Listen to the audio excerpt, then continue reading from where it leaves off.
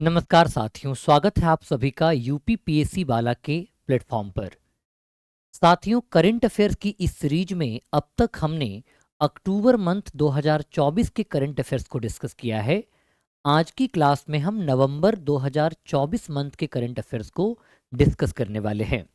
आइए शुरू करते हैं क्लास को और देखते हैं आज के सेशन के पहले क्वेश्चंस को। आज के सेशन का पहला question section 6A of the constitution of the citizenship act के बारे में है। नागरिकता अधिनियम धारा 6A। अभी हाल ही में एक मामला सुप्रीम कोर्ट के पास पहुंचा था, जहां सुप्रीम कोर्ट में धारा 6A को चुनौती दिया गया था कि यह एक असंवैधानिक है। हालांकि सुप्रीम कोर्ट ने अपने निर्णय में इस धारा की वैधानिकता को बरकरार रखा है। सवाल पूछा गया है कि section 6A of the citizenship act निम्नलिखित में से किससे संबंधित है। आप गौर करोगे, यह संबंधित है immigrant who entered Assam from the Bangladesh, यानी कि वैसे अप्रवासी जो बांग्लादेश से आसाम में प्रवेश करते हैं उनको नागरिकता देने से संबंधित ये सेक्शन है। अब यहाँ पे समझिए, इस सेक्शन को 1985 में ऐड किया गया था। इसको ऐड करने के पीछे का उद्देश्य क्या था? 1979 में आसाम में छात्रों का एक आंदोलन शुरू होता है। आंदोलन का मकसद था अवैध प्रवासियों को राज्य से बाहर निकालना, क्योंकि बहुत ज़्यादा संख्या में बांग्लादेश से प्रवासी आसाम आ रहे थे और इससे आसाम जो है उसकी डेमोग्राफी काफ़ी तेजी से बदल रही थी, उसके संसाधनों पर बोझ बढ़ता जा रहा था और आसाम के लोगों को ऐसा लगने लगा कि बाहरी लोगों के प्रवेश के कारण उनकी जो अपनी सांस्कृतिक पहचान है वो क्या हो जाएगी, वो असुरक्षित हो जाएगी। और इसी बात को लेकर के उन्होंने आसाम आंदोलन किया। 15 अगस्त 1985 को भारत सरकार, केंद्र सरकार और आसाम स्टूडेंट यूनियन के बीच में एक समझौता हस्ताक्षरित किया गया, जिसे हम आसाम अकॉर्ड के नाम से जानते हैं। आसाम अकॉर्ड के अंतर्गत ही सेक्शन 6A को शामिल किया गया था। ये बेसिकली एक कट ऑफ डेट डिसाइड करता है और कट ऑफ डेट ये है कि 25 मार्च 1971 के बाद जो भी अप्रवासी बांग्लादेश से भारत आए हैं, आसाम में प्रवेश किए हैं, उन्हें नागरिकता प्रदान नहीं किया जाएगा। लेकिन जो लोग, आप गौर करो, 25 मार्च 1971 से पहले आए हैं उन्हें भारत की नागरिकता दे दी जाएगी। इसके अंतर्गत भी ये था कि 26 जनवरी 1950 इस दिन हमारा संविधान लागू हुआ। 26 जनवरी 1950 के दिन तक, यानी संविधान लागू होने के समय, कौन सा व्यक्ति नागरिक बनेगा और कौन नागरिक नहीं बनेगा यह तो संविधान के माध्यम से तय किया गया। लेकिन संविधान लागू होने की तिथि से और उसके बाद कौन व्यक्ति नागरिक बनेगा और कौन व्यक्ति नागरिक नहीं बनेगा यह तय करने का अधिकार भारत की संसद को दिया गया। भारत की संसद ने आर्टिकल 11 के तहत सिटीजनशिप एक्ट 1955 बनाया, जिसके अंतर्गत 5 तरीके निर्धारित किए गए हैं नागरिकता प्रदान करने के और 3 तरीके निर्धारित किए गए हैं नागरिकता को समाप्त करने के। तो यहां पे बात आती है 26 जनवरी 1950 से लेकर 1 जनवरी 1966 तक, इस बीच में अगर कोई व्यक्ति भारत में प्रवेश किया है, आसाम में आया है, तो उसे भारत की नागरिकता दे दी जाएगी। लेकिन अगर कोई व्यक्ति 1 जनवरी 1966 से 25 मार्च 1971 के बीच आया है, तब उसे भारत की नागरिकता तो दे दी जाएगी, लेकिन 10 वर्ष तक उसे वोटिंग का अधिकार नहीं दिया जाएगा। और 25 मार्च 1971, चूंकि ये बांग्लादेश के निर्माण की तिथि है, इसके बाद जो भी लोग भारत में प्रवेश किया है उसे भारत की नागरिकता नहीं दी जाएगी। उसे अवैध प्रवासी माना जाएगा, उनको डिटेक्ट किया जाएगा, डिटेन किया जाएगा और उनको आइडेंटिफाई करके डिपोर्ट किया जाएगा उनके होम कंट्री में जहां से वो माइग्रेट किए हैं। तो ये था section 6A of the citizenship act. इसकी संवैधानिक वैधता को सुप्रीम कोर्ट में चुनौती दिया गया था और सुप्रीम कोर्ट ने अपने निर्णय में इस कानून की संवैधानिक वैधता को बरकरार रखा है। सुप्रीम कोर्ट की अगर बात किया जाए, ये अपने मेजॉरिटी जजमेंट की अगर बात किया जाए तो मेजॉरिटी जजमेंट में सेक्शन 6A जो कि सिटीजनशिप एक्ट है उसकी वैलिडिटी को वैधानिक माना है, संवैधानिक करार दिया है और ये ग्रांट करता है सिटीजनशिप टू माइग्रेंट इन आसाम। आसाम में आने वाले प्रवासियों को नागरिकता देने से संबंधित है। देखो, ये कहा गया था कि जब लगातार दूसरे देशों से आसाम में लोग आ रहे हैं तो इससे आसाम की जो अपनी सांस्कृतिक विविधता है वो खतरे में पड़ रही है। आसाम के संसाधनों पर बोझ लगातार बढ़ता जा रहा है, ये दलील दी गई थी। हालांकि सुप्रीम कोर्ट ने कहा कि देखो यार, ऐसा तो कहना उचित नहीं होगा कि अगर दूसरे संस्कृति के लोग रहते हैं तो वहाँ की संस्कृति क्या हो जाएगी, कमजोर पड़ जाएगी, या तो अंत हो जाएगा या तो धूमिल पड़ जाएगी। ऐसा कहना उचित नहीं है और ये बातें सुप्रीम कोर्ट ने अपने जजमेंट में कहा है, तो ये आपको याद रखना है। अगला प्रश्न है, हाल ही में वर्ल्ड हेल्थ ऑर्गेनाइजेशन ने इजिप्ट को सर्टिफाइड किया है कि इजिप्ट अब एक मलेरिया फ्री देश बन गया है, मलेरिया मुक्त राष्ट्र बन गया है। किसके बारे में? इजिप्ट के बारे में, जो कि गीजा के पिरामिड के लिए जाना जाता है। अब प्रश्न पूछा गया कि ये जो मलेरिया है वो it is a disease caused bye a parasite. Parasite का मतलब होता है परजीवी। मलेरिया परजीवी से फैलने वाली एक बीमारी है। बिल्कुल ठीक बात है। मलेरिया किससे फैलती है? मलेरिया परजीवी से फैलती है और इस परजीवी का जो वेक्टर है वो मादा एनोफ्लीज मच्छर है, एडिस एजिप्टी जिसको कहते हैं, उसी मच्छर वेक्टर के तौर पर काम करता है और वो पैरासाइट को स्प्रेड करता है जो कि इस बीमारी का कारण है। सेकेंड है, India aims to eradicate malaria by year 2035। Bharat 2035 तक मलेरिया मुक्त बनना चाहता है। ऐसा बिल्कुल भी नहीं है। भारत ने कहा है कि 2027 में वो मलेरिया को मुक्त कर देगा और 2030 में मलेरिया को उन्मूलन कर देगा, मलेरिया को एलिमिनेट कर देगा। तो सेकंड ऑप्शन गलत है और पहला ऑप्शन सही है। उत्तर क्या होगा? ए इस प्रश्न का सही उत्तर होगा। जैसे भारत ने 2025 तक टीबी भी बैक्टीरिया से फैलने वाली एक बीमारी है, माइकोबैक्टीरियम ट्यूबरक्लाई से ये बीमारी फैलती है, तो भारत ने 2025 तक टीबी को अंत करने का निर्णय लिया है। तो आप यहां याद रख सकते हो कि अभी WHO ने इजिप्ट को मलेरिया फ्री डिक्लेयर कर दिया है।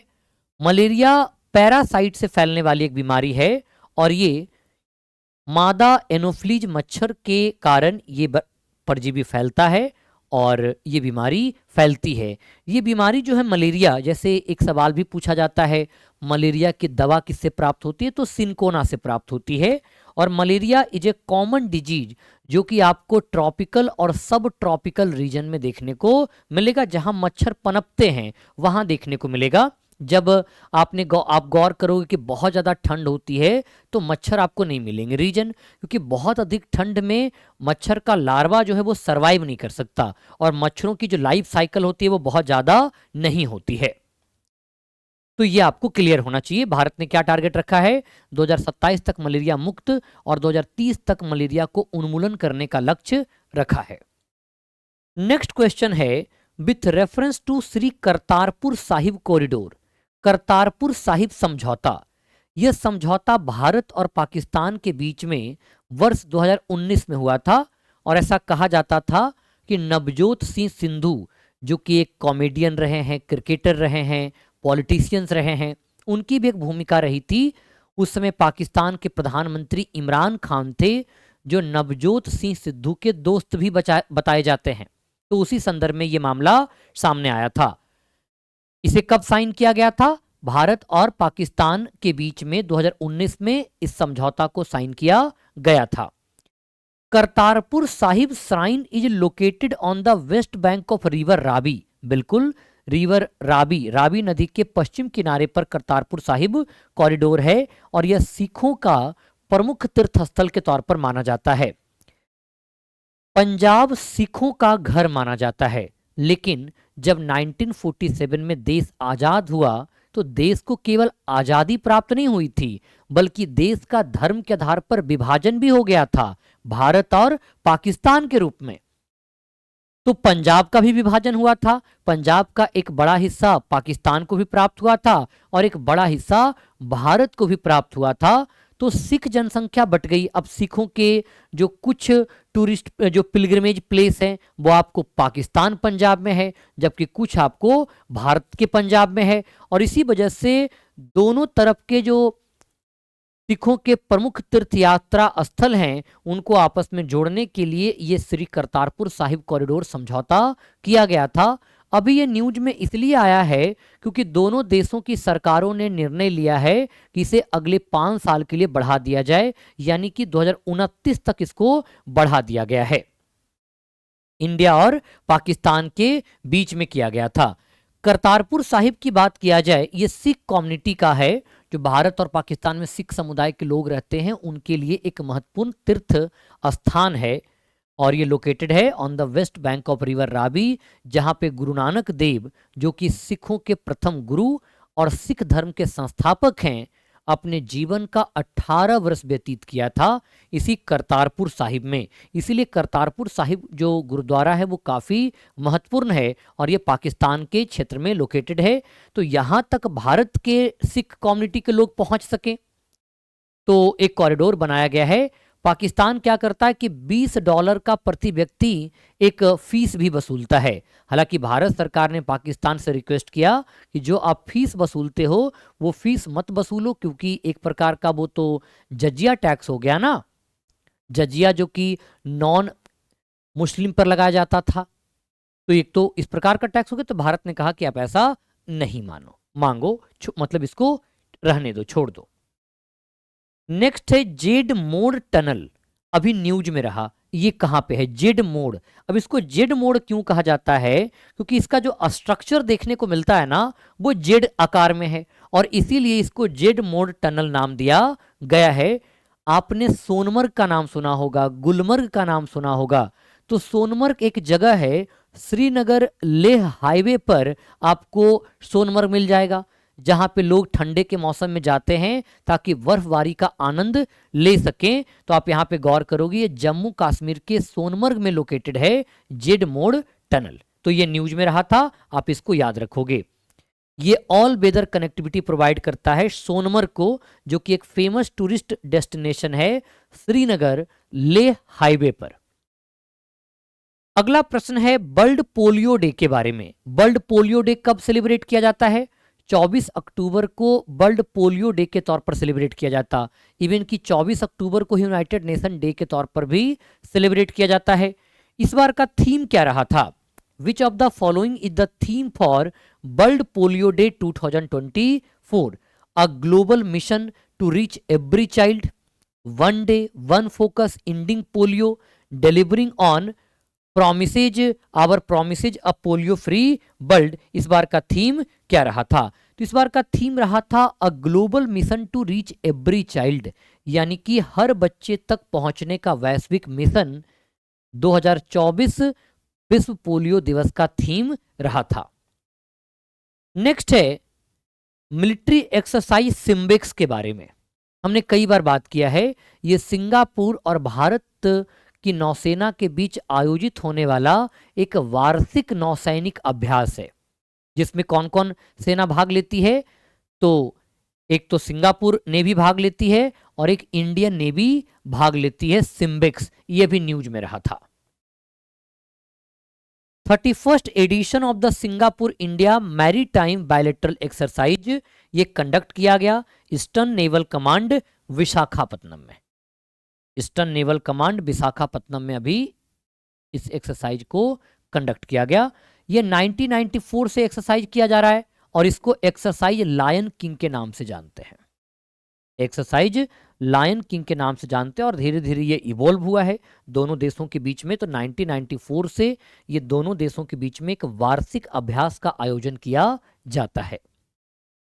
अगला प्रश्न है जस्टिस संजीव खन्ना के बारे में। अभी रिटायर होने वाले चीफ जस्टिस कौन थे? ऑनरेबल जस्टिस DY चंद्रचूड़, जो कि भारत के सुप्रीम कोर्ट के 50वें मुख्य न्यायाधीश बने थे, जिनका कार्यकाल लगभग 2 साल का रहा। सुप्रीम कोर्ट में एक स्थापित परंपरा है और इस पर अपनी मुहर भी लगाई है सुप्रीम कोर्ट ने 1993 के सेकंड जज केस के जजमेंट में कि सीनियर मोस्ट जज ऑफ द सुप्रीम कोर्ट को ही राष्ट्रपति के द्वारा चीफ जस्टिस ऑफ इंडिया के रूप में अपॉइंट किया जाएगा एवं उन्हें पद की शपथ दिलवाई जाएगी। तो अभी प्रेसिडेंट द्रौपदी मुर्मू ने जस्टिस संजीव खन्ना को 51st जज chief justice of supreme court के रूप में नियुक्त किया और उनको पद की शपथ भी दिलाई है। इनका कार्यकाल 6 महीने चलने वाला है, 6 मंथ का केवल इनका कार्यकाल रहने वाला है। नेक्स्ट क्वेश्चन है, विच of the following is international dyslexia awareness month. ये डिसलेक्सिया क्या होता है? डिसलेक्सिया एक डिसऑर्डर है। ये एक ऐसा डिसऑर्डर है जिसमें व्यक्ति जो लेटर्स है उसको पहचान नहीं पाता। आपने एक सिनेमा देखा होगा आमिर खान का तारे जमीन पर, वो लड़का देखा था छोटा सा, वो लड़का क्या करता था, वो उसको पढ़ाई में मन नहीं लगता था क्योंकि उसको लेटर समझ में नहीं आते थे, ऐसे ऐसे उड़ते उड़ते नजर आते थे, कुछ भी वो ठीक से सुन नहीं पाता था। तो ये एक लर्निंग डिसऑर्डर है, इसी को डिसलेक्सिया के नाम से जानते हैं।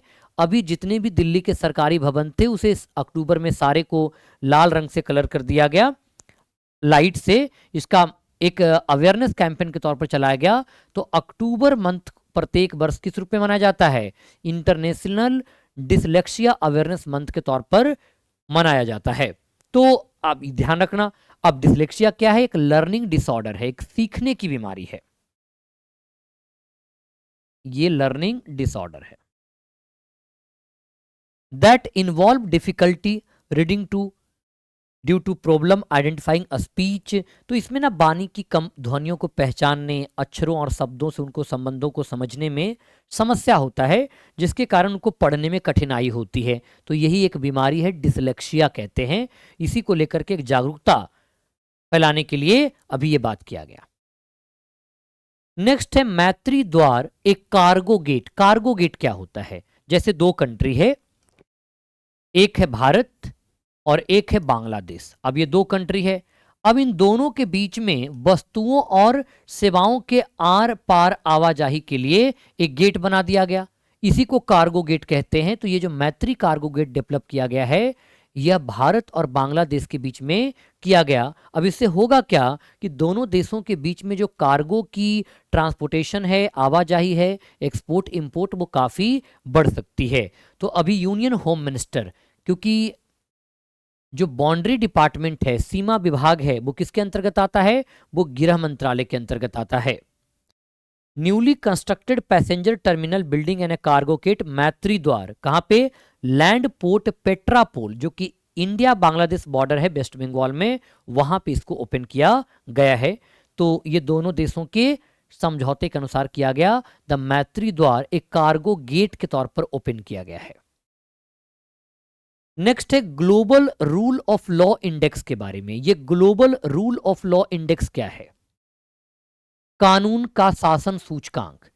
इस सूचकांक को जारी किया जाता है वर्ल्ड जस्टिस प्रोजेक्ट के द्वारा, जिसमें कुल 8 इंडिकेटर का ध्यान रखता है। 8 इंडिकेटर जैसे कि ओपन गवर्नमेंट हो गया, फंडामेंटल राइट हो गया, इसके अलावा सरकार पर कोई लिमिटेशन है कि नहीं है, रूल बेस्ड ऑर्डर है कि नहीं है। इन कई मानकों को कुल मिलाकर के 8 मानकों पर ये तैयार करता है। It is released by the world justice project and India has been ranked at 79th position. बिल्कुल ठीक बात है, भारत को 79th पोजीशन पर रैंक किया गया था। इस global rule of law index में जारी कौन करता? तो वर्ल्ड जस्टिस प्रोजेक्ट के द्वारा जारी किया जाता है, वर्ल्ड जस्टिस प्रोजेक्ट। ठीक है, ये ध्यान रखना है। डेनमार्क टॉप प्लेस पे रहा है और भारत 79th पोजीशन पर रहा है। अगला प्रश्न है इनर लाइन परमिट के बारे में। हाल ही में भारत के किस राज्य के जिलों में इसको ओपन किया गया? और जिलों का नाम है चुमकेदीमा, न्यूलैंड और दीमापुर जिला। यहां पे आईएलपी व्यवस्था को लागू किया गया। अब सबसे पहले तो आपको समझना चाहिए कि आईएलपी क्या होता है। आईएलपी को हम कहते क्या हैं? आईएलपी का मतलब होता है inner line permit. Inner line permit यह एक यात्रा दस्तावेज है। ये क्या है? एक यात्रा दस्तावेज है। यानी कि जिन राज्यों में या जिन क्षेत्रों में आईएलपी को लागू किया जाता है, अगर उन क्षेत्रों या राज्यों में आपको ट्रैवल करना है, तब आपको संबंधित विभाग से, जो कंसर्न्ड अथॉरिटी है, वहां से आपको आईएलपी प्राप्त करना पड़ेगा। आप एक तरह से कह सकते हो कि एक ट्रैवल परमिट है, एक यात्रा दस्तावेज है, और इसे वैधानिक दर्जा प्राप्त है। ईस्टर्न बंगाल रेगुलेशन एक्ट 1873 के अंतर्गत इसको वैधानिक दर्जा दिया गया है। अब सवाल उठता है कि इसको लागू क्यों किया गया? हालांकि ये अंग्रेजों के द्वारा लागू किया गया था। अंग्रेजों का मकसद वह नहीं था जो आज है। अंग्रेजों का मकसद था कि उत्तर पूर्वी राज्यों के संसाधनों को सुरक्षित कर रखना, ताकि वो अपने लिए यूज में ला सके, दूसरा उसका उपयोग न कर सके। जबकि आज के डेट में अगर इसका उपयोग देखने को मिले, तो आज सरकार जो है इन राज्यों की जो निर्जातीय पहचान है, जो यूनिक आइडेंटिटी है, उसको प्रिजर्व और प्रोटेक्ट करने के लिए आईएलपी की व्यवस्था को लेकर आए हैं। तो यह नागालैंड में देखने को मिलता है। नागालैंड का चुमुकेदिमा, न्यूलैंड और दीमापुर जिला, ये तीन हमें देखने को मिलता है। आईएलपी इसको इनर लाइन परमिट के नाम से जानते हैं। किसके नाम से जानते हैं? इनर लाइन परमिट के नाम से जानते हैं। तो एक एक्ट था ईस्टर्न बंगाल ईस्टर्न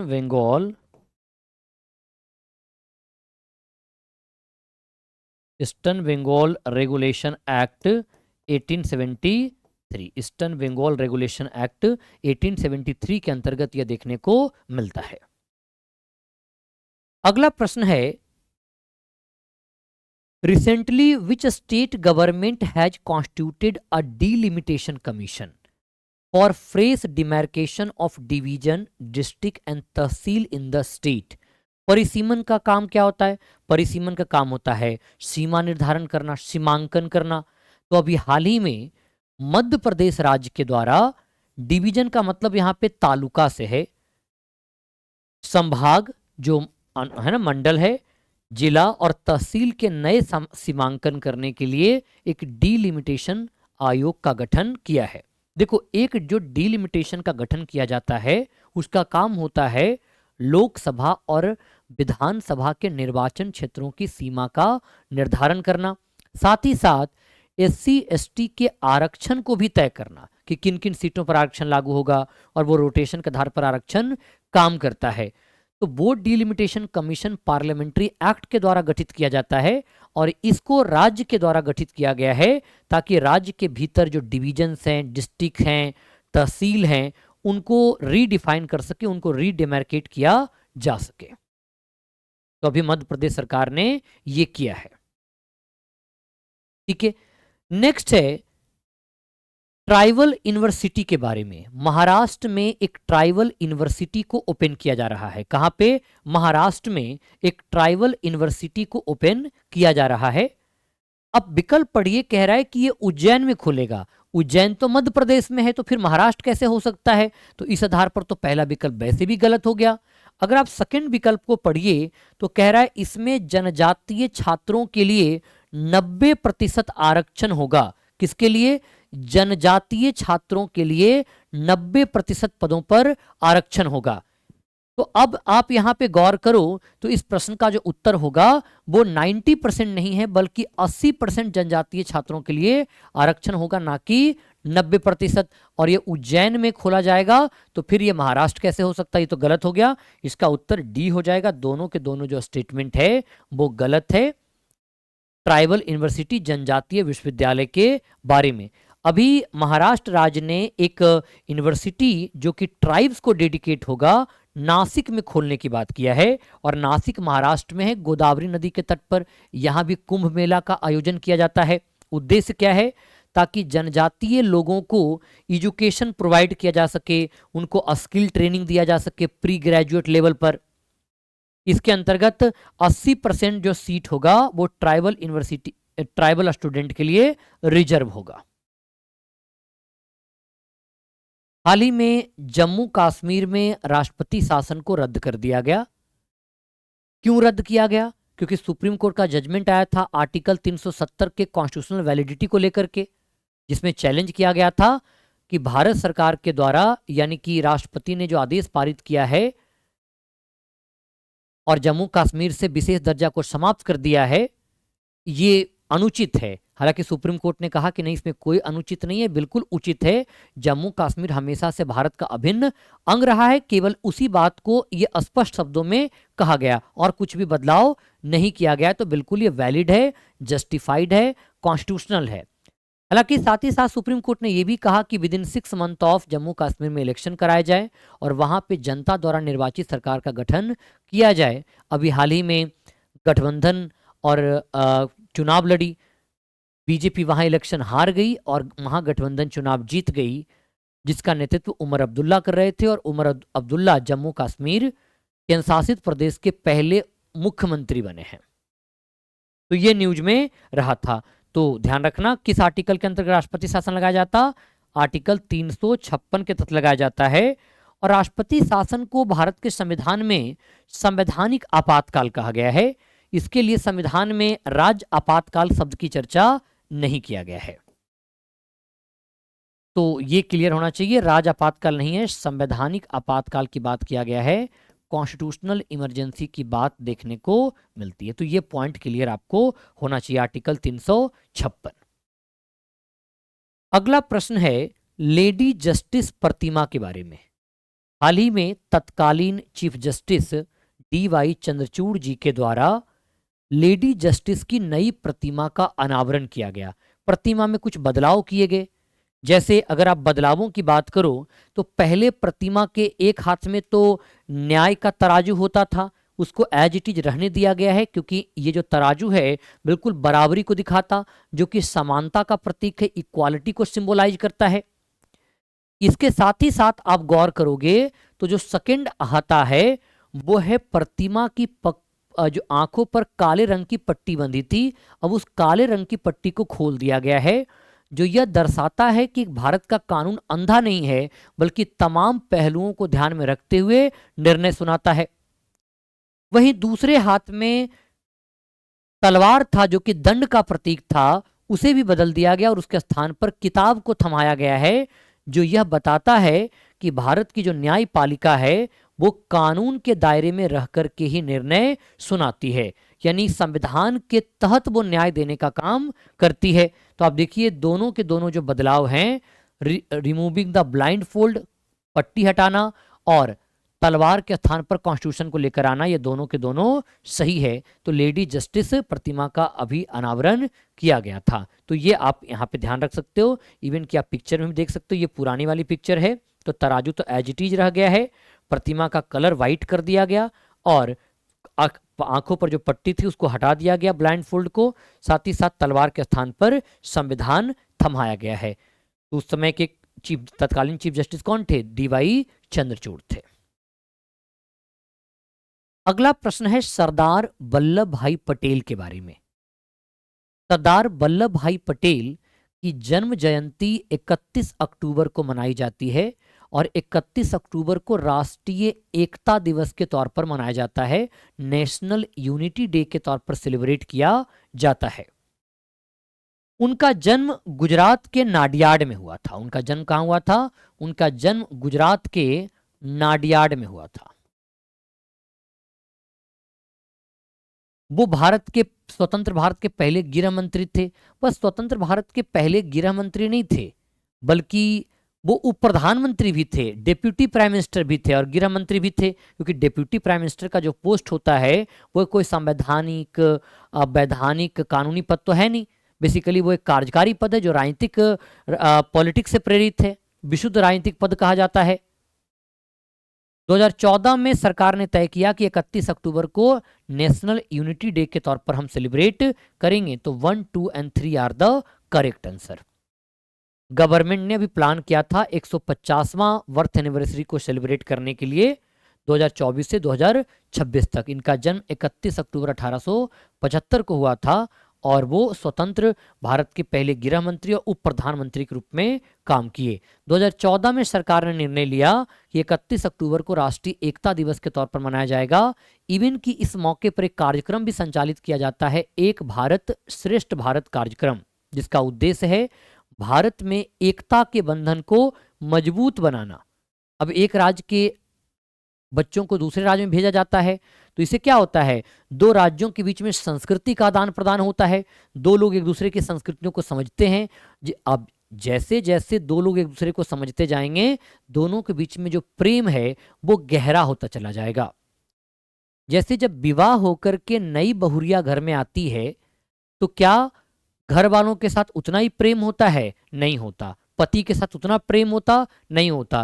लेकिन जैसे जैसे दोनों का वैवाहिक जीवन में समय बीतता जाता है, आप गौर करो कि प्रेम बढ़ता जाता है। अब कुछ लोग बोलेंगे कि सर कम भी तो होता है। अरे भाई, कुछ लोगों का कम होता होगा, एक्सेप्शन तो हर जगह होता है, लेकिन ज़्यादातर लोगों का तो बढ़ता है ना।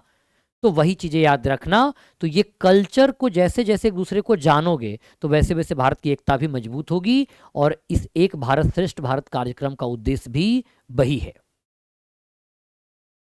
अगला प्रश्न है ईस्ट एशिया समिट के बारे में। अभी हाल ही में आसियान का समिट हुआ और आसियान का समिट लाओस की कैपिटल वियंतियाने में हुई और वहीं पे ईस्ट एशिया का भी समिट हुआ, क्योंकि जो ईस्ट एशिया है यह आसियान का नेतृत्व का संगठन है। ध्यान रखना, इस पॉइंट को क्लियर समझना, आसियान लेड इनिशिएटिव है।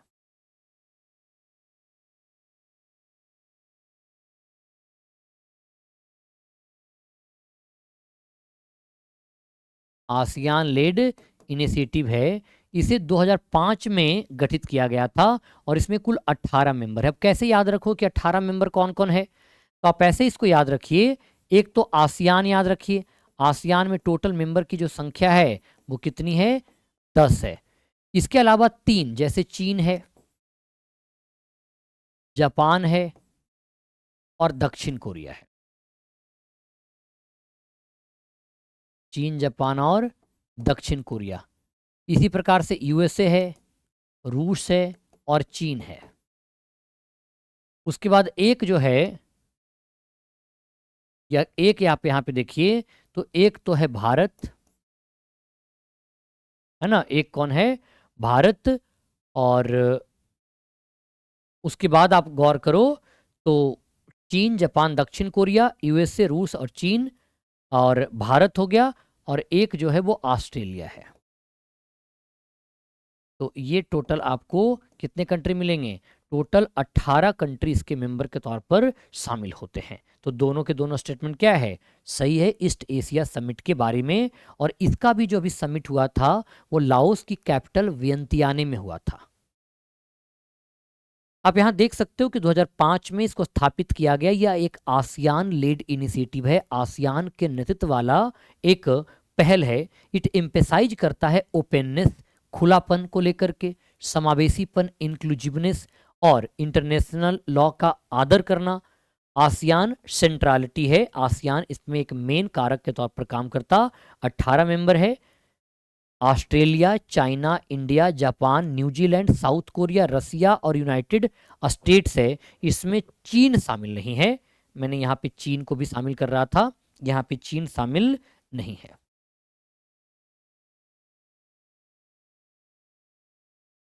भारत, ऑस्ट्रेलिया और न्यूजीलैंड। न्यूजीलैंड न्यूज में भी बना रहा था माओरी हाका के लिए, क्योंकि माओरी हाका ट्राइब ने विरोध प्रदर्शन किया था, उसी को लेकर के न्यूज में भी रहा था। ये मैप में मैंने लगा दिया है। नेक्स्ट है with reference to 5 eyes alliance. Bharat और कनाडा के बीच में डिप्लोमेटिक विवाद चल रहा था। कनाडा ने निज्जर की हत्या का आरोप भारत पर लगाया और कहा कि यह कनाडा की संप्रभुता की चुनौती है, क्योंकि भारत के द्वारा कनाडा की भूमि पर उसके नागरिक की हत्या किया गया। निज्जर की हत्या सबसे पहले कनाडा के साथ दे रहा था अमेरिका, अमेरिका के बाद साथ दे रहा था न्यूजीलैंड, और अब इसी कड़ी में शामिल हो गया यूके, और इसी वजह से ये न्यूज भी सामने आया था। ये जो 5 आइज अलायंस है, ये बेसिकली आप गौर करोगे, यह एक गुप्त सूचनाओं के प्रसार हेतु बनाया गया, यानी कि खुफिया तंत्र के रूप में काम करता है। 1939 से 1945 के बीच में सेकेंड वर्ल्ड वॉर हुआ। सेकेंड वर्ल्ड वॉर में एक तरफ अलाइड नेशन थे, एक तरफ एक्सिस पावर थे, धुरी राष्ट्र और मित्र राष्ट्र। तो मित्र राष्ट्र के तरफ से जो यूनाइटेड किंगडम था, यूके और अमेरिका ने एक समझौता किया ताकि गुप्त जानकारियों को एक दूसरे के साथ साझा किया जा सके। इनकी गुप्त जानकारियां तो नाजीवाद की और फांसीवाद की, जो कि इटली में था, मुसोलिनी वाला। उसी संदर्भ में पहले यूनाइटेड किंगडम और यूएसए के बीच में किया गया था, बाद में इसमें ऑस्ट्रेलिया, कनाडा, न्यूजीलैंड ये सब शामिल हो गया। तो इसको 5 अलाइज के नाम से जानते हैं। यह एक इंटेलिजेंस शेयर एग्रीमेंट के तौर पर जाना जाता है। सूचनाओं, गुप्त सूचनाओं के प्रसार को लेकर के एक समझौता है 5 आइज अलायंस। तो ये 5 आइज अलायंस ध्यान रखना, इसका गठन just after end of the second world war किया गया था। हालांकि खुफिया सेकेंड वर्ल्ड वॉर के दौरान ही ये शुरू हुआ था, लेकिन उसके बाद इसको आगे बढ़ाया गया। नेक्स्ट है आपका अगला प्रश्न है, द गवर्नमेंट ऑफ इंडिया अभी हाल ही में समर्थ स्कीम को मार्च 2026 तक बढ़ा दिया है। ये समर्थ योजना किससे संबंधित है? तो समर्थ कपड़ा इंडस्ट्री संबंधित है, क्लॉथ इंडस्ट्री से संबंधित है। ये बेसिकली करता क्या है, तो आप गौर करोगे, ये कपड़ा उद्योग में एक कौशल विकास कार्यक्रम के तौर पर काम करता है, स्किल डेवलपमेंट प्रोग्राम के तौर पर काम करता है। किस फील्ड की बात मैं कर रहा हूं? तो ये मैं बात कर रहा हूं कपड़ा क्षेत्र की बात कर रहा हूं, क्लॉथ सेक्टर की बात कर रहा हूं। उसी से जुड़ा हुआ एक स्किल डेवलपमेंट प्रोग्राम है, उसको हम लोग क्या कहते हैं? उसको हम लोग कहते हैं समर्थ।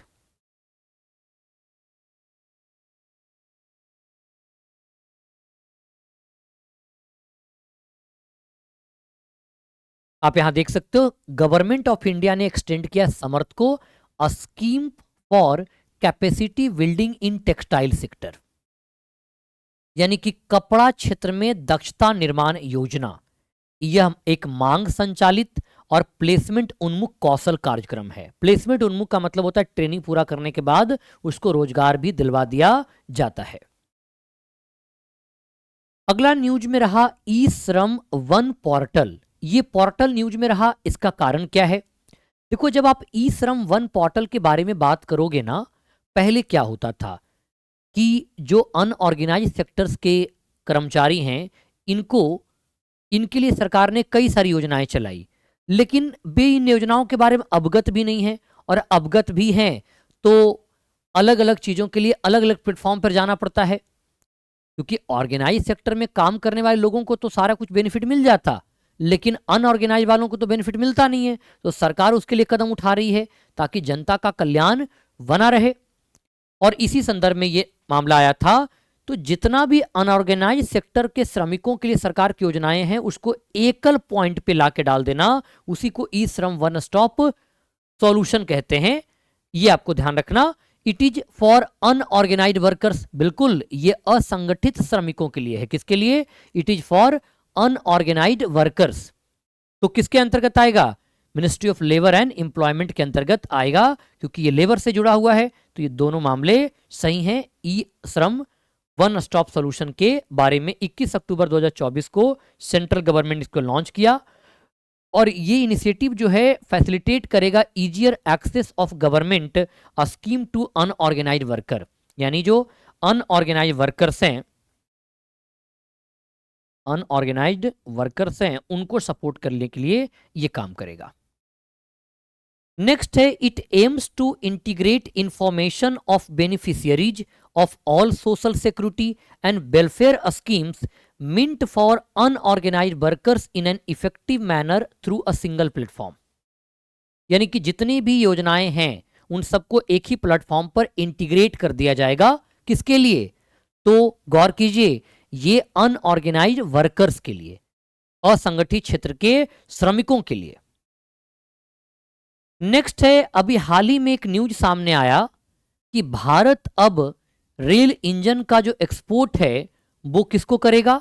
तो साउथ अफ्रीका को करेगा। और कौन करेगा? तो मढ़ौरा प्लांट जो है वो करेगा 2025 से। तो ये मढ़ौरा प्लांट कहां पे है? ये बिहार में है। मढ़ौरा प्लांट कहां पे है? बिहार में है। और 2025 में यहां से साउथ अफ्रीका को, अफ्रीका कॉन्टिनेंट के देशों को लोकोमोटिव निर्यात करेगा। तो ये न्यूज में रहा। अगला है, हाल ही में भारत सरकार ने धरती आबा जनजातीय ग्राम उत्कर्ष अभियान लॉन्च किया। अब देखो ध्यान से समझो, धरती आबा जनजातीय ग्राम उत्कर्ष अभियान, इससे यह तो पता चल जाता है कि जनजाति लोगों के गांव का उत्थान करना है, सामाजिक आर्थिक संकेतकों को बेहतर बनाने के लिए काम करना है। और धरती आबा किसको कहा जाता है? धरती आबा या ईश्वर पुत्र के नाम से बिरसा मुंडा को याद किया जाता है। तो 15 नवंबर को जनजातीय गौरव दिवस के रूप में मनाया जाता है। 15 नवंबर को किस रूप में मनाते हैं? जनजातीय गौरव दिवस के तौर पर मनाते हैं, क्योंकि 15 नवंबर जो आप गौर करोगे, 15 नवंबर 2000 जनजातीय गौरव दिवस 15 नवंबर 2021 से ये घोषणा किया गया कि 15 नवंबर को जो बिरसा मुंडा जयंती के तौर पर मनाया जाता है उसे जनजातीय गौरव दिवस के तौर पर मनाया जाएगा। और क्योंकि 15 नवंबर 1875 को बिरसा मुंडा का जन्म हुआ था उली हातू गांव में, जो कि खूंटी क्षेत्र में आता है, खूंटी झारखंड के अंतर्गत आता है। तो अब नाम ही है धरती आबा जनजातीय उत्कर्ष ग्राम अभियान, तो मिनिस्ट्री ऑफ ट्राइबल अफेयर्स मामला को देखेगा और इसके अंतर्गत 63,000 से अधिक विलेज को टारगेट किया जाएगा। मोर देन 63,000 विलेज को टारगेट किया जाएगा और वहां के लोगों के सामाजिक आर्थिक संकेतकों को बेहतर बनाने के लिए काम किया जाएगा। आप देख सकते हो 63,843 विलेज को ये टारगेट करेगा। लगभग 5 करोड़ जनजातीय लोगों को ये सपोर्ट करने वाला है, जो कि भारत के 549 जिले, 2911 ब्लॉक और 30 राज्य और केंद्र शासित प्रदेश में निवास करते हैं। हाल ही में एक योजना चर्चा में रहा, पीएम यशस्वी। अब नाम से ही देखो कि जब बड़े बुजुर्गों को आप चरण उनका स्पर्श करते हो तो वो आशीर्वाद क्या देते हैं? वो आशीर्वाद देते हैं यशस्वी भव, मतलब खूब प्रगति करो, खूब फलो फूलो। तो ये भी यशस्वी स्कीम कुछ ऐसा ही है। इस स्कीम का उद्देश्य है जो कमजोर वर्ग है, जैसे OBC, EBC, extremely backward class, other backward class, और साथ ही साथ एक तीसरा क्लास की और बात किया जाए, वो तीसरा क्लास कौन सा है? तो वो तीसरा क्लास जो है डी नोटिफाइड ट्राइब है, डीएनटी कहते हैं। तो ये तीनों के लिए, एक तो आप देखो डीएनटी, डी नोटिफाइड ट्राइब, दूसरा है ओबीसी और तीसरा जो है वो ईबीसी है, डीएनटी, ओबीसी और ईबीसी। तो इन तीनों को स्कॉलरशिप दिया जाएगा इनके लोगों को, ताकि उनका सामाजिक उत्थान हो सके। तो ministry of social justice and empowerment के अंतर्गत ये पीएम यशस्वी स्कीम आता है। अभी देखो ये कॉम्प्रहेंसिव अम्ब्रेला स्कीम है जो एम्ड है, किसके लिए लक्षित है? At uplifting a student from OBC, EBC and denotified tribe. कैसे? उनको access to quality education during their formative years, उनको क्वालिटी एजुकेशन प्रोवाइड करवा करके उनका उत्थान किया जाएगा। तो बेसिकली ये एक स्कॉलरशिप प्रोग्राम है जो कि एक तो कक्षा 9 के स्तर पर एग्जाम होगा और कक्षा 11 के स्तर पर स्कॉलरशिप दिया जाएगा, ताकि बच्चे हायर एजुकेशन में पार्टिसिपेट कर सकें। नेक्स्ट है यूपीआई 123 पे के बारे में। ये यूपीआई 123 पे क्या है? एक तो यूपीआई लाइट न्यूज में रहा था। यूपीआई लाइट में बिना पिन इंसर्ट किए ही, यूपीआई पिन डाले ही पेमेंट हो जाता है।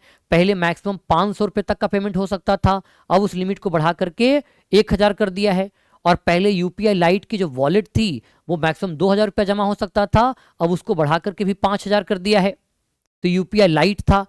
ये जो यूपीआई 123 पे है ये बेसिकली नॉन स्मार्टफोन या फीचर फोन के लिए है।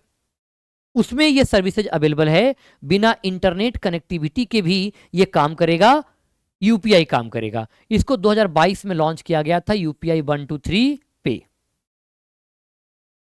ये एक सॉल्यूशंस है develop for the non smartphone feature phone users के लिए, वो भी यूपीआई यूज कर सकते हैं विदाउट इंटरनेट कनेक्टिविटी। 2022 में इसको शुरू किया गया था।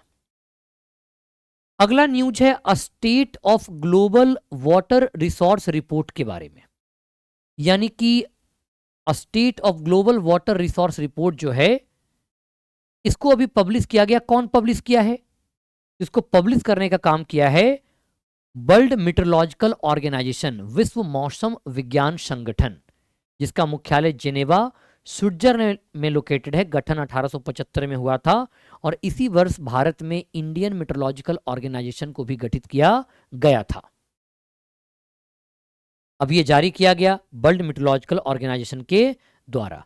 एक एनुअल रिपोर्ट है जो बेसिकली दुनिया भर में जल संसाधनों का व्यापक और सुसंगत अवलोकन प्रदान करता है। पूरी दुनिया में कितना वाटर रिसोर्स है, तो उनसे जुड़े ये मामलों पर एक रिपोर्ट तैयार करता है।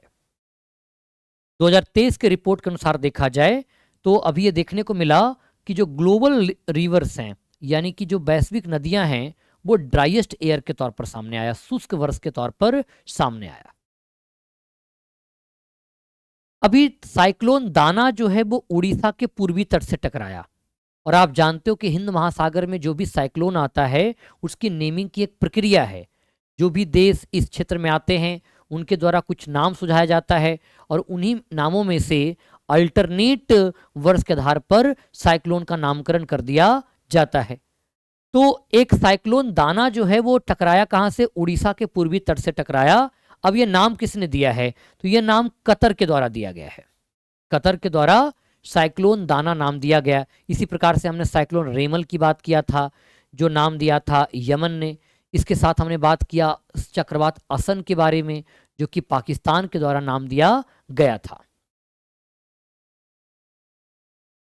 अगला एक छोटा सा न्यूज है हुलंगपर गिब्बन सेंचुरी।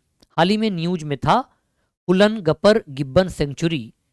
ये आप गौर करोगे ये आसाम राज्य में लोकेटेड है। कहाँ देखने को मिलेगा? आसाम में। इसको गिब्बन सेंचुरी भी कहते हैं या हुलंगपर गिब्बन सेंचुरी के नाम से जानते हैं। अभी हाल ही में national board for wild life, इसके द्वारा national board for wild life NBWL ने डेफर्ड किया है अप्रूवल। वेदांता सब्सिडरी प्रपोजल था हुलंगपर गिब्बन सेंचुरी में ऑयल एक्सप्लोरेशन करना, तेल की खोज करना, लेकिन राष्ट्रीय वन जीव बोर्ड के द्वारा वेदांता कंपनी को ऑयल एक्सप्लोरेशन करने से रोक दिया गया है, सहमति नहीं दी गई है, क्योंकि ये इकोलॉजिकली काफी सेंसिटिव एरिया है और गुब्बन अभयारण्य के तौर पर भी जाना जाता है।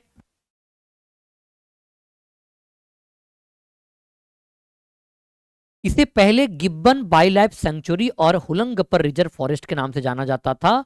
अब इसको हुलंगपर गिब्बन सेंचुरी के नाम से जानते हैं। असम में लोकेटेड है।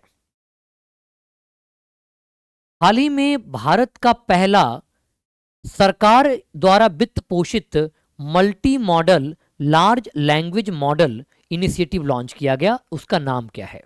आपने चैट जीपीटी को तो पढ़ा ही होगा। 69th बीपीएससी में चैट जीपीटी से क्वेश्चन भी पूछे गए थे। चैट जीपीटी का मतलब आपने पढ़ा था ना, प्रीपेड ट्रांसफॉर्मर करके नाम से था चैट जीपीटी। तो आप गौर करोगे कि उसी प्रकार से एक जनरेटिव एआई के तौर पर भारत में भारत जेन ने डेवलप किया है। किसको? लार्ज लैंग्वेज मॉडल LLM, जिसका नाम है भारत जेन। ये किसने डेवलप किया है? तो ये भी भारत के द्वारा डेवलप किया गया है। ये चैट जीपीटी की तरह ही है, उसी प्रकार से ये काम करता है। ये दुनिया का पहला सरकार द्वारा समर्थित है। भारत सरकार ने फंड किया multi modal large language model initiative, जिसको भारत जेन के नाम से जानते हैं। ये क्या करेगा? ये आर्टिफिशियल इंटेलिजेंस को क्रिएट करेगा, सिस्टम को, जो जनरेट करेगा high quality text and multi modal content in various Indian language. Next है with reference to the disease leptospirosis. ये लेप्टोस्पायरोसिस बीमारी अभी चर्चा में रहा था। ये बीमारी बेसिकली है क्या और ये बीमारी चर्चा में आया क्यों? पंजाब के मुख्यमंत्री को ये बीमारी पकड़ लिया और फिर उनको मेडिकेशन दे करके रेस्ट में भेज दिया गया। उसी संदर्भ में ये बीमारी चर्चा में आया था। यह बीमारी को बेल रोग के नाम से भी जानते हैं, बेल डिजीज के नाम से भी जानते हैं, और यह बैक्टीरिया से होने वाली बीमारी है। किससे? बैक्टीरिया से फैलने वाली बीमारी है लेप्टोस्पायरोसिस। पंजाब के चीफ मिनिस्टर को इस बीमारी का पता चला क्योंकि वो इस बीमारी से इन्फेक्टेड पाए गए। वर्ल्ड हेल्थ ऑर्गेनाइजेशन की रिपोर्ट के अनुसार जो लेप्टोस्पायरोसिस है एक इन्फेक्शस डिजीज है। ये कैसी डिजीज है? एक इन्फेक्शस डिजीज है caused by bacteria belonging to the genus Leptospira। Leptospira bacteria से ये फैलता है, इसको बेल डिजीज के नाम से भी जानते हैं। ये बेसिकली एक जानवरों का डिजीज है जो कभी कभी रेयरली ह्यूमंस को इन्फेक्ट करता है। और जब बैक्टीरिया जो है वो ट्रांसमिट होता है बॉडी में, कट जैसे बॉडी में कहीं कट लग गया या कहीं खरोंच आ गया स्किन में, या म्यूकस जो है जैसे हमारा ये नाक खुला है ना, तो कान खुला है, इनसे इन्फेक्शन हो जाता है। आंख से with reference to the disease murine typhus. अभी ये न्यूज में क्यों आया? केरल का एक व्यक्ति वियतनाम की यात्रा पर गया था और जब वो लौटा तो उसमें देखने को मिला कि म्यूरिन टाइफस बीमारी उसको पकड़ लिया है। तो म्यूरिन टाइफस बीमारी की बात करें, ये बैक्टीरिया से होने वाली एक बीमारी है और ये बेसिकली जब infected bites of infected flea काटता है, मक्खी काटती है, तो ये ह्यूमन में भी ट्रांसमिट हो जाता है। इसको म्यूरिन टाइफस के नाम से जानते हैं, बैक्टीरिया से होने वाली बीमारी है। अभी एक व्यक्ति जो केरला से ट्रैवल किया था वियतनाम और कंबोडिया, उसको उसमें ये बीमारी का पता चला है, म्यूरिन टाइफस की बीमारी जो इन्फेक्शस डिजीज है, फ्ली वॉर्म बैक्टीरिया से फैलता है। जिस बैक्टीरिया का नाम क्या है? रिक्टेशिया टाइफी नाम है। इसका नाम क्या है? बैक्टीरिया रिक्टेशिया टाइफी इसका नाम है। ये इंडेमिक है टाइफस, फ्ली बॉर्न टाइफस है और फ्ली बॉर्न स्पॉटेड फीवर के तौर पर भी इसको जानते हैं। It is transmitted to humans through the bites of infected fleas, यानी कि संक्रमित मक्खी के काटने से ये बीमारी फैलता है। जैसे रॉडेंट, जैसे हो गया चूहा, चूहिया, मंगूज, ये सब क्या होता है? बीमारी के वाहक के रूप में काम करता है। और अगर ये घर में रहने वाले रॉडेंट अगर एक बार इन्फेक्ट हो गए तो ये आजीवन ये बीमारी फैलाते रहते हैं। अगला है मेस ऑब्जर्वेटरी के बारे में। अभी मेस ऑब्जर्वेटरी चर्चा में रहा था। पहला बात कह रहा है कि ये हानले लद्दाख में लोकेटेड है। ये बात ठीक है, ये हानले लद्दाख में लोकेटेड है। दूसरा है यह दुनिया का सबसे ऊंचा इमेजिंग चेरेनकोव टेलीस्कोप है। ये भी ठीक है, ये दुनिया का सबसे ऊंचा इमेजिंग चेरेनकोव टेलीस्कोप के रूप में जाना जाता है। इसको मेस ऑब्जर्वेटरी के नाम से जानते हैं। Highest imaging Cherenkov telescope in the world Hanle Ladakh में लगाया गया है।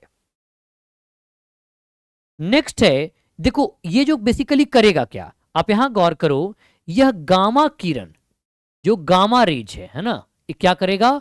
गामा किरण और ब्रह्मांडीय किरणों जैसे उच्च ऊर्जा कण द्वारा उत्पादित चेरेनकोव विकिरण का पता लगाने का एक सुविधा है। तो मेस का निर्माण अगर पूछा जाए कि मेस का निर्माण कहां होता है, मेस का निर्माण भाभा परमाणु अनुसंधान केंद्र बार्क द्वारा electronic corporation of India limited और अन्य भारतीय उद्योग भागीदारों के समर्थन से किया गया था। तो ये मेस की बात करना है। किसकी बात करना है? मेस की बात करना है। ये क्या है ध्यान रखना, पहला पॉइंट, ये हानले लद्दाख में ओपन किया गया है और ये हाईएस्ट इमेजिंग चेरेनकोव टेलीस्कोप है। क्या करेगा? तो ये गामा किरण और ब्रह्मांडीय किरण जैसे उच्च ऊर्जा कण द्वारा उत्पादित जो चेरेनकोव विकिरण है उसको पता लगाएगा। उसी के लिए अभी ये डेवलप किया गया है। तो मेस का निर्माण भाभा एटॉमिक रिसर्च सेंटर, साथ ही साथ electronic corporation of India limited और अन्य भारतीय उद्योग भागीदारों ने किया है, लगाया, हानले लद्दाख में गया। नेक्स्ट है Jiangmen underground neutrino observatory news में रहा। अब ये बेसिकली किसका है? चीन का है। ये जो न्यूट्रिनो कण का पता लगाएगा, ये चाइना ने अभी ऑब्जर्वेटरी बनाई है, चाइना ने। तो Jiangmen underground neutrino observatory Juno कहते हैं, जो किसको स्टडी करेगा? न्यूट्रिनो को। सब atomic particles from nuclear reactions होता है, उन्हीं न्यूट्रिनो की स्टडी करने का काम करेगा न्यूट्रिनो का लिए जूनो, चाइना की है। अगला एक और मिशन है स्पेडिक्स, ये भी न्यूज में रहा। हालांकि स्पेडिक्स इसरो का मिशन है।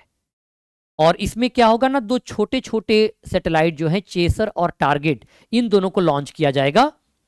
ये टेक्नोलॉजी डेमोन्स्ट्रेशन के तौर पर है। स्पेडेक्स, यह भारतीय अंतरिक्ष अनुसंधान संगठन का एक मिशन है। बिल्कुल ठीक बात है, यह भारतीय अंतरिक्ष अनुसंधान संगठन का एक मिशन है, इसरो का है।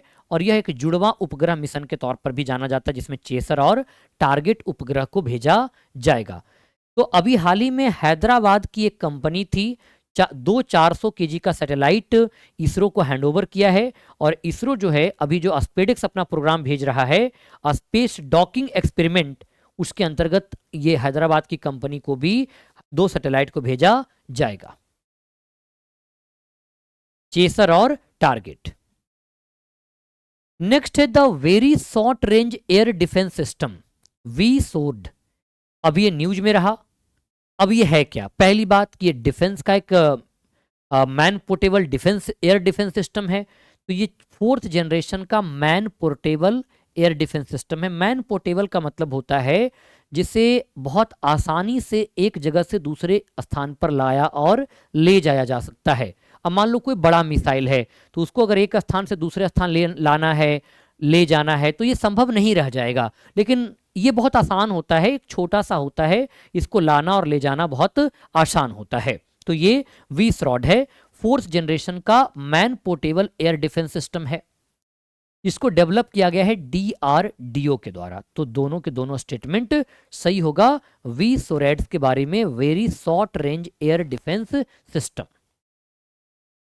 DRDO ने अभी सक्सेसफुली कंडक्ट किया 3 flight test of the fourth generation technically advanced miniaturised VSWORD at the Pokhran field firing range in Rajasthan. तो ये fourth generation man portable air defence system है, जो to counter low altitude aerial threat, यानी कि लगभग इसकी 6 kilometre altitude में अगर कोई एरियल थ्रेट आता है तो उसको ये हिट करेगा और एलिमिनेट करने की क्षमता रखता है। तो DRDO ने इसको डेवलप किया है। अभी हाल ही में गोवा शिपयार्ड लिमिटेड ने अदम्य और अक्षर, इन दो को बनाया है। ये बेसिकली दोनों है क्या? क्या ये दोनों सबमरीन्स हैं या पेट्रोल वेसल्स? पेट्रोल वेसल्स का मतलब होता है गश्ती पोत, जैसे लैंड पर पुलिस वाले पेट्रोलिंग करते हैं, उसी प्रकार से इंडियन कोस्ट गार्ड पेट्रोलिंग करता है। तो इंडियन कोस्ट गार्ड को पेट्रोलिंग करने के लिए दो पेट्रोल वेसल लॉन्च किया गया है, अदम्य और अक्षर। इन दोनों को बिल्ड किया है गोवा शिपयार्ड लिमिटेड ने। तो अदम्य और अक्षर। इसके अलावा और आप याद रख सकते हो, अभी भारत ने एक पहला स्वदेशी मल्टीपर्पस वेसल समर्थक को लॉन्च किया है। उसके बाद DRDO की बात किया जाए, DRDO ने IIT दिल्ली के साथ मिलकर के एक light weight bullet proof jacket तैयार किया है, अभेद। तो इनके बारे में भी याद रखना कि अभेद क्या है, एक light weight bullet proof jacket है। इसको DRDO ने IIT दिल्ली के सहयोग से तैयार किया है। इंडिया ने अभी पहला मल्टीपर्पस एक वेसल लॉन्च किया है, समर्थक। ये कई काम करेगा, जहाज खींचना है, तटों तक ले जाना, सामान ढोना है, मल्टीपर्पस के रूप में ये काम करेगा। अगला न्यूज में रहा थाड। इजरायल और गाजा पट्टी का अभी लड़ाई तो चल ही रहा। इसी लड़ाई में ईरान कूदता हुआ नजर आया, जो कि पैलेस्टीन का समर्थन कर रहा है, हमास का समर्थन कर रहा है, लेबनान समर्थन में देखने को मिला, हिजबुल्लाह संगठन काफी चर्चा में रहा। तो इजरायल पर खतरा बढ़ गया है। तो एक तो आयरन डोम का आपने नाम सुना था, जो इजरायल का एयर डिफेंस सिस्टम है। फिर आपको मैंने सी डोम के बारे में बताया, जो सी बेस्ड समुद्री जहाज पर लगा रहता है, वो भी एयर डिफेंस सिस्टम है इजरायल का।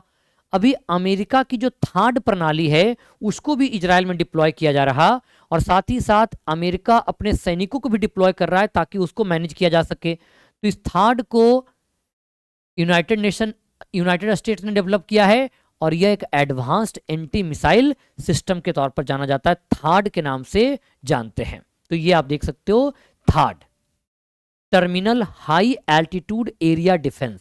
हाई एल्टीट्यूड एरिया डिफेंस को ये टारगेट करेगा। जैसे कोई भी अगर थ्रेट आया तो ये रडार क्या करेगा, पता लगाएगा, फिर ये fire control and communication support मिलेगा यहाँ से, फिर ये लॉन्च करेगा, और लॉन्च करने के बाद ये हवा में ही उस मिसाइल को मार गिराएगा, इंटरसेप्ट कर देगा, जिससे क्या होगा कि जो पृथ्वी पर खतरा नहीं होगा। बिखर करके मलबे थोड़े थोड़े छोटे होकर के गिरेंगे। तो यही है थाड, terminal high altitude area defence. यह अमेरिका का एक सिस्टम है और ये इसी अमेरिका ने इजराइल में डिप्लॉय किया है। नेक्स्ट है बंजारा विरासत म्यूजियम के बारे में। अभी हाल ही में देश के प्रधानमंत्री नरेंद्र मोदी जी ने महाराष्ट्र में बंजारा विरासत म्यूजियम को लॉन्च किया। पोहरा देवी क्षेत्र है वसीम जिला में। ये बेसिकली इसमें 13 दीर्घा होगा जो बंजारा समुदाय के जीवन को चरितार्थ करेगा। बंजारा कौन है? तो खानाबदोश जनजाति है, जो कि राजस्थान की खानाबदोश जनजाति हैं। हालांकि आज तो कई राज्यों में रहती हैं, लेकिन ये मूल रूप से राजस्थान की हैं। और अभी महाराष्ट्र में बंजारा विरासत म्यूजियम को लॉन्च किया गया है। इसी प्रकार से राजस्थान में आरटीआई म्यूजियम को ओपन किया गया है, क्योंकि भारत में जो आरटीआई का आंदोलन हुआ था, सूचना के अधिकार आंदोलन जो हुआ था, कहां से हुआ था? तो राजस्थान के झुंझुनू से हुआ था। इसलिए अभी राजस्थान में आरटीआई म्यूजियम ओपन किया गया है। और महाराष्ट्र के वसीम जिला के पोहरा देवी में बंजारा विरासत म्यूजियम को ओपन किया गया है। तो वसीम जो है महाराष्ट्र में किया गया, पोहरा देवी के पास में। ये ध्यान रखने, इसमें 13 गैलरी होगा जो कि बंजारा विरासत को प्रदर्शित करेगा। नेक्स्ट है बैटल ऑफ बालोंग के बारे में। ये लड़ाई अभी चर्चा में भी रही थी, न्यूज का भी खबर बना था। तो ये बैटल ऑफ बालोंग क्या है? ये बेसिकली जो लड़ाई है वो 1962 के इंडो चाइना वॉर के समय हुआ था, ना कि इंडो पाकिस्तान वॉर 1971 के साथ हुआ था। और भारत ने जो नॉर्थ ईस्ट राज्य में लड़ा था चीन के साथ, वो कहाँ लड़ा था? अरुणाचल प्रदेश के क्षेत्र में लड़ा था। तो फिर आसाम कैसे हो सकता है? अरुणाचल प्रदेश इस प्रश्न का उत्तर होगा। और 1962 के इंडो चाइना वॉर में हुआ था, जिसमें भारतीय सेना की एक छोटी सी टुकड़ी ने, जिसमें केवल 800 सैनिक मौजूद थे, उसने चीन की 4000 से अधिक बड़ी सेना को रोक कर रखा था। और यही एक न्यूज सामने आया था। हालांकि बाद में भारतीय सेना को पीछे हटना पड़ा था, क्योंकि और भी सैनिक चाइना वाला मंगा लिया और संभव नहीं था। तो बालोंग अरुणाचल प्रदेश के क्षेत्र में हुआ था, मैकमोहन लाइन के पास। और मैकमोहन लाइन को 1914 में 1914 में शिमला समझौता के दौरान साइन किया गया था। उस समय चीन अस्तित्व में नहीं था, उसमें तिब्बत था। यानी भारत और तिब्बत के बीच में किया गया था। भारत की तरफ से ब्रिटिश सरकार था। तो चीन इस मैकमोहन लाइन को नहीं मानता, कहता है कि ये तो हमने तैयारी नहीं किया, उसमें हमारी सरकार ही नहीं थी, तो हम नहीं मानते। तो ऐसे तो कैसे चलेगा कि मतलब वो कहेगा कि हमारी सरकार नहीं थी। तो जो चीन की कम्युनिस्ट पार्टी वो तो 1949 में आई है, इसका मतलब उसके पहले जो कुछ भी हुआ उसको चीन स्वीकार नहीं करेगा। तो ये एक बातें विवादित देखने को मिली थी। नेशनल कमीशन फॉर विमेन, राष्ट्रीय महिला आयोग, अभी हाल ही में चर्चा में रहा। अब यह है क्या? पहली बात, राष्ट्रीय महिला आयोग का गठन राष्ट्रीय महिला आयोग अधिनियम 1990 के तहत किया गया था। अब अगर किसी भी आयोग का गठन पार्लियामेंट्री एक्ट से किया जाता है तो वो आयोग कैसा होता है? राष्ट्रीय महिला आयोग अधिनियम।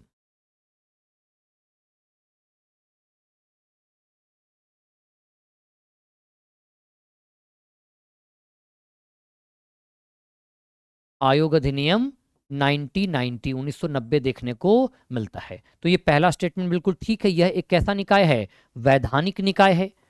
दूसरा, इसका गठन 1982 में हुआ था, ये भी ठीक है, इसका गठन 1982 में हुआ था। और तीसरा, अभी हाल ही में श्रीमती विजया किशोर रहाटकर को आयोग की वर्तमान अध्यक्ष बनाया गया है। तो ये भी स्टेटमेंट सही है। अब पूछा है सही उत्तर का चयन कीजिए। अच्छा देखो, ये तो सेकेंड गलत है, क्योंकि 1982 में नहीं हुआ था, बल्कि कब हुआ था?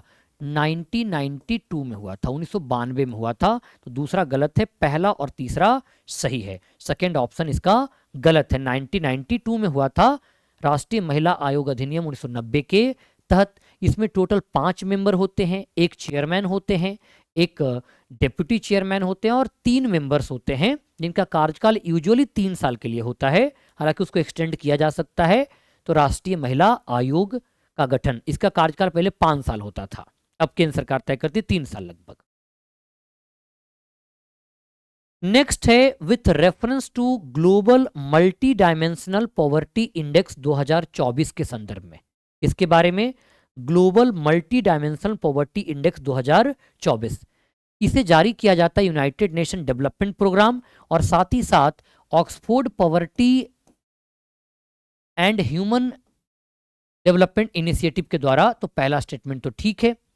और 2024 के इंडेक्स के अनुसार पूरी दुनिया में 6.3 बिलियन पीपल है और उस 6.3 बिलियन पीपल में से 1.1 बिलियन पीपल जो है वो मल्टी डायमेंशनली पुअर है। भारत में सबसे ज्यादा 232 मिलियन लोग मल्टी डायमेंशन पुअर है, जिसमें सबसे ज्यादा आपको बिहार, उसके बाद यूपी, झारखंड, उड़ीसा, इन जगहों पर देखने को मिलेगा। तो दुनिया में 1.1 बिलियन पीपल जो हैं वो एक्सट्रीम पॉवर्टी में निवास करता है, मल्टी डायमेंशनली पुअर वो रहा है।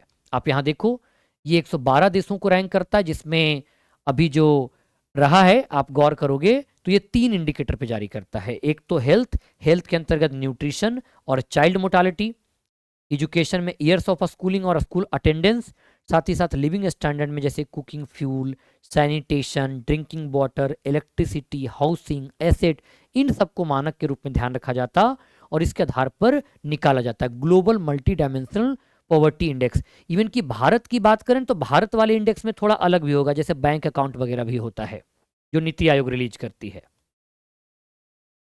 इसके अलावा कुछ और रिपोर्ट का नाम याद रख लो, जैसे वर्ल्ड एनर्जी आउटलुक है, इंटरनेशनल एनर्जी एजेंसी जारी करती है।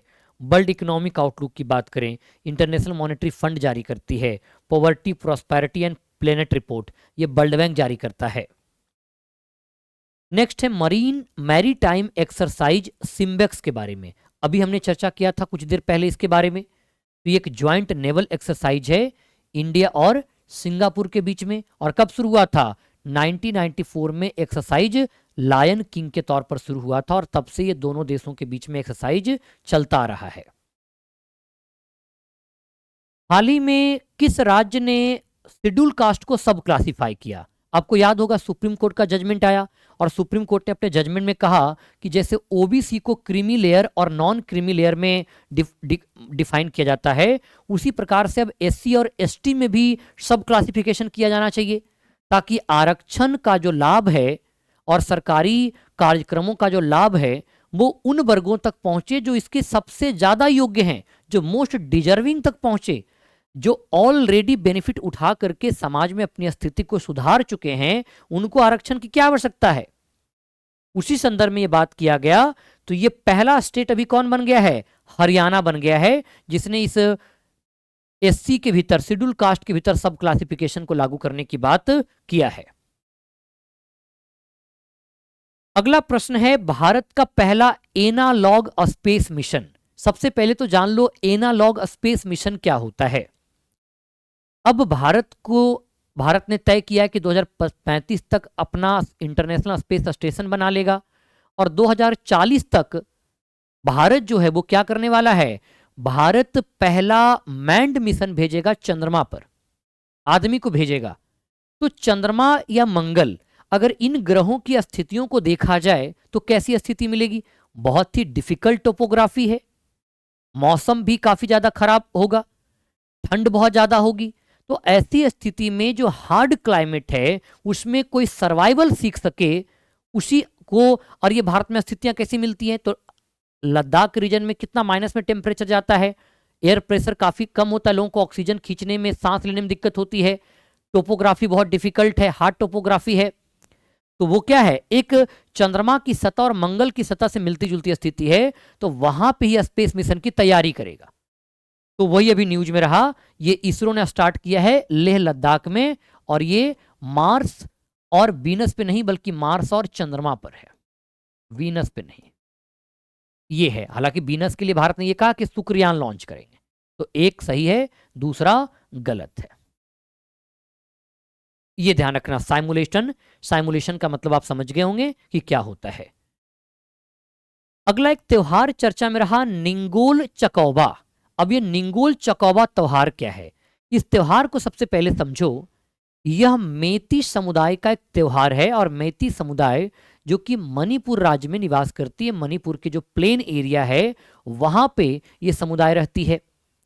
इस त्योहार में जो भाई होता है वो विवाहित बहन को इनवाइट करके अपने घर पर लेकर आता है। और उस समय होता क्या है कि सम्मान होता है, खुद पुआ पकवान बनता है, जो भाई है बहन को गिफ्ट देने का काम करता है, और ये सब कार्यक्रम चलता है। जैसे हमारी तरफ रक्षाबंधन का त्यौहार नहीं होता, तो वहां पे इस प्रकार से आप निंगोल चकावा होगा, जहां पे भाई जो है वो बहन को लेकर आता है अपने मायके, बहन के मायके मतलब अपने घर, और वहां पे उसका एक अच्छा ट्रीटमेंट मिलता है। तो निंगोल चकावा फेस्टिवल है मणिपुर का। नेक्स्ट है द गवर्नमेंट ऑफ इंडिया ने अभी हाल ही में पीएम विद्या लक्ष्मी स्कीम को शुरू किया है। पीएम विद्या लक्ष्मी ये बेसिकली एक स्कॉलरशिप स्कीम है। उच्च शिक्षा प्राप्त करने के लिए आपको कोलैटरल फ्री और गारंटर फ्री लोन उपलब्ध कराया जाएगा, उसी के अंतर्गत है।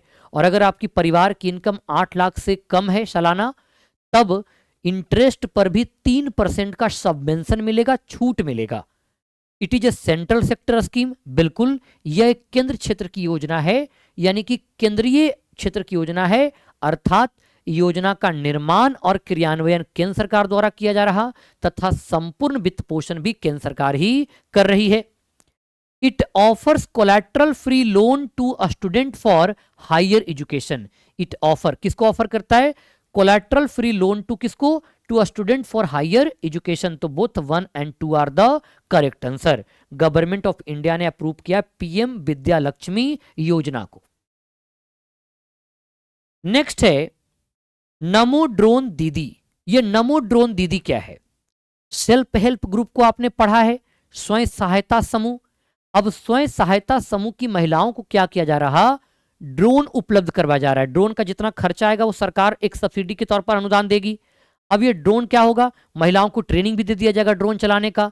तो गांव के किसानों को ये ड्रोन भाड़ा पर देंगे, उनके खेतों में उर्वरक का छिड़काव करने के लिए, तेल का छिड़काव कर, कीटनाशक का छिड़काव करने के लिए, और इस प्रकार से पैसा कमाएंगे।